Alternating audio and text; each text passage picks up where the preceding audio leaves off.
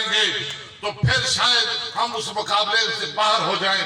لیکن اس قوم کو آج 70 سال سے اسی پیمانے پہ ناپتی رہی ہے. کبھی ایک رکے کے اوپر آپ ووٹ دیتے رہے ہیں, کبھی آپ جو ہے وہ ایک بریانی کی پلیٹ کے اوپر ووٹ دیا جاتا رہا ہے, اور کبھی آٹے کے توڑے کے اوپر ووٹ دیا جاتا ہے.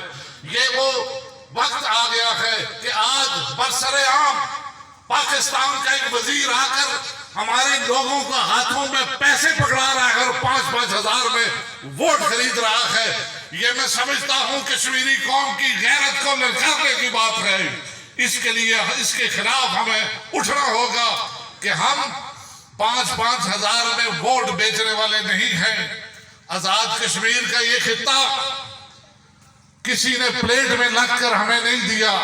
ہمارے لوگوں نے قربانیاں دی ہیں, جانیں قربان کی ہیں, اور اس کے بعد یہ خطہ آزاد کیا ہے. اگر کوئی یہ سمجھتا ہے تبدیلی کے نام پر, کون سی تبدیلی؟